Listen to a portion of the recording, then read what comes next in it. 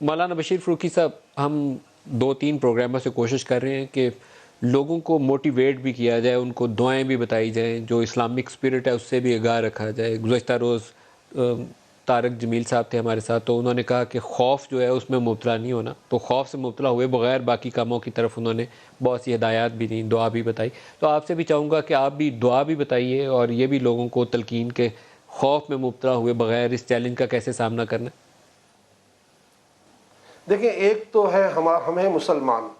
مسلمان کے معنی تسلیم کرنے والا، مسلمان کے معنی تسلیم کرنے والا۔ اب تسلیم کرنے سے کیا مراد ہے؟ قرآن پاک میں جو اللہ تعالیٰ کی کتاب میں جو باتیں ہیں اور رسول اللہ صلی اللہ علیہ وسلم نے جو باتیں ہمیں بتائی ہیں، ہمیں اس کو ماننا پڑے گا۔ اگر ہم کہیں کہ اس حالات اور واقعات میں ہم ان کو کیسے مانیں، تو وہ آپ کی اپنی مرضی ہے، لیکن یہ طے شدہ بات ہے کہ اللہ تعالیٰ نے واضح فرما دیا کہ وَنُنَزِّلُ مِنَ الْقُرْآنِ مَا هُوَ شِفَاء، قرآن کے اندر شفا ہے۔ اور آقا فرماتے ہیں فاتحۃ الکتاب شفا من کل داء، سورہ فاتحہ تمام بیماریوں کی شفا ہے۔ تو اگر کوئی مسلمان یہ ذہن بنا لے کہ مجھے تمام بیماری کی شفا سورہ فاتحہ سے مل سکتی ہے، تو ضرور ملے گی۔ اب حضور صلی اللہ علیہ وسلم کو خود بھی اس بات کا دل میں رنج تھا۔ آقا خود فرماتے ہیں کہ مجھے میری امت سے اس بات کا خدشہ ہے کہ وہ یقین کے معاملے میں کمزور رہے گی۔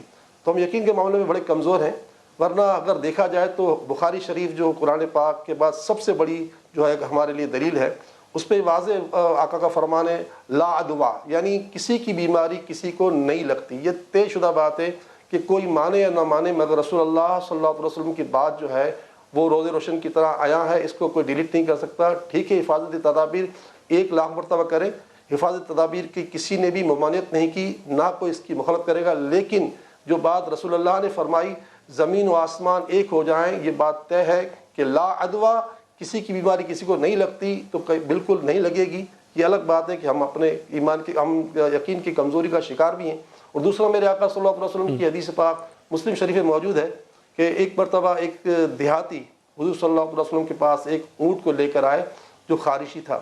اب نیا نیا اسلام کا دور تھا، لوگوں کو پچھلے، کیونکہ پہلے جو دور جہالت کے لوگوں کا یہ یقین تھا کہ بیماری متعدی ہوتی ہے، کسی کو لگ جاتی ہے، تو اب لوگوں کے ذہن میں مختلف جو خیالات تھے۔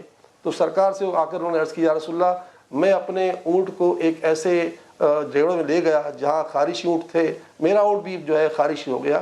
تو آقا صلی اللہ علیہ وسلم نے اس بات کی کاٹ فرمائی کہ نہیں، اس کو اللہ نے بیماری دی ہے۔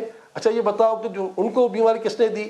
تو کہا اس نے اللہ نے دی تھی، تو اس کو بھی اللہ نے بیماری دی ہے، تمہارا اونٹ وہاں چلا گیا تو اس کی وجہ سے اس کو بیماری نہیں لگی۔ یہ الگ بات ہے کہ کسی ریوڑ میں اونٹ ایسے ہوں یا کہیں بیمار لوگ ہوں زیادہ، تو وہاں اگر بندہ احتیاط کرے تو اس کو اس کی اجازت ہوتی ہے، لیکن یہ بات طے ہے کہ کسی کی بیماری کسی کو نہیں لگتی۔ اور اچھا، اور سب